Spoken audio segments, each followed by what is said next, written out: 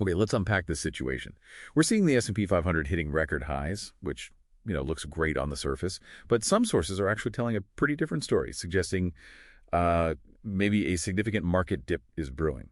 So today our mission is really to cut through that noise, look at the data, and reveal what might be hidden signals pointing towards a potentially tricky second half of 2025. So let's start with that record. S&P 500 just hit 6,363.65 on July 24th. Sounds incredibly bullish, right? It does sound good, yeah. But what's fascinating, really, is how narrow that strength is. It's a bit deceptive. Think of it like a building where maybe only one corner is super strong. The whole market climb, it's been overwhelmingly pushed by just a small group, the Magnificent Seven stocks. Right, the big tech names, Alphabet, Apple, Amazon, Meta, Microsoft, NVIDIA, Tesla. Exactly. And they now make up something like 34% of the entire index. That's huge. And crucially, even they've started to underperform a bit this year. So this lack of market breadth, it's not just some technical detail. It's seen as a classic warning sign. Makes you question if the rally is truly healthy. Yeah. Okay, so if it's so concentrated, that brings up valuation, doesn't it? I mean, are these stocks just reflecting amazing performance, or are they priced for perfection? Yeah, that's the core question. And by pretty much every measure, unequivocally overvalued. Take the Shiller-Cape-E ratio. It looks at long-term inflation-adjusted values. It's sitting at 34.3. That's quite a bit higher than its historical average. Actually, 1.7 standard deviations above the modern era average. And historically, levels like that, they've often come before, pretty poor long-term returns. Okay. Even the simpler forward price-to-earnings ratio is up there at 22.4, when the 10-year average is more like 18.4. Mm-hmm. And here's something really striking. The Magnificent Seven's free cash flow yield, basically how much cash they generate versus their price, is just 2.6%. Wow, okay. But the risk-free 10-year U.S. Treasury bond, that yields 4.57%. So you get paid more for holding a safe government bond than for the cash flow from these huge growth stocks. Exactly.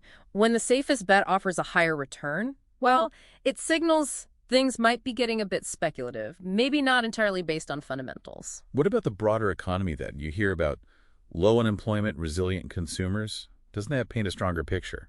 Why the talk of stress? Well, if you connect the dots, the foundation is showing some definite signs of stress. Despite those headlines, U.S. GDP growth forecasts for 2025, they've been revised down sharply, now just 1.4%. And inflation, still stubbornly high. Headline CPI is at 2.7%. Plus, crucially, there's this risk of new trade tariffs. Some simulations suggest they could push inflation towards 4%. Right, the trade situation. Yeah. And beneath that low unemployment number everyone talks about, the labor market actually had some cracks appearing. Small businesses are shedding jobs, and long-term unemployment is rising. That's concerning. And this raises a really important question. What does this mix slowing growth, persistent inflation mean for the Federal Reserve? It creates this sort of budding stagflationary environment. Growth slows, but inflation stays high. Which puts the Fed in a really tight spot. Exactly. It severely limits their ability to step in and support the market with, easing monetary policy. The idea the Fed would always bail out the market, which we relied on for over a decade, it's basically neutralized right now. Okay, so if the Fed's hands are tied, and the economy is maybe not as strong as it looks, are corporate earnings holding up enough to justify these valuations? Well, the Q2 2025 earnings season, it's actually on track for the slowest growth in over a year, about plus 6.4%.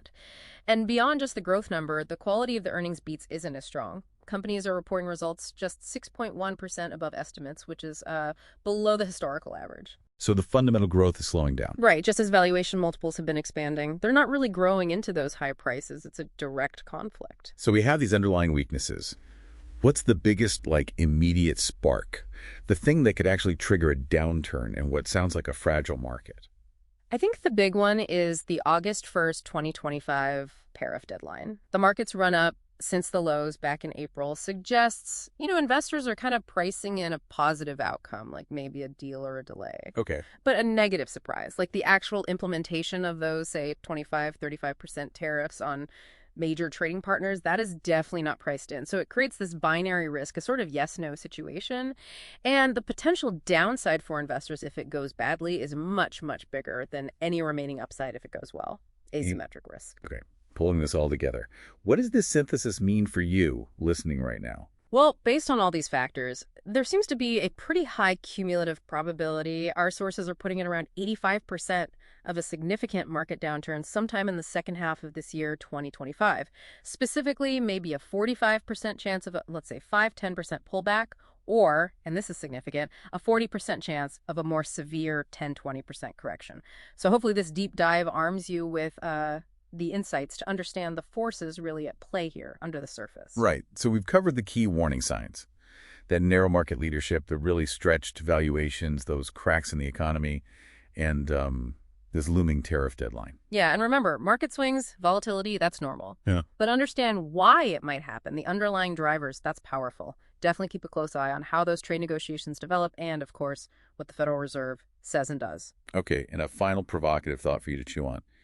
How might acknowledging that these classic warning signs can exist, even when markets are hitting record highs, change your own approach to interpreting market news and those new normal narratives we hear so often?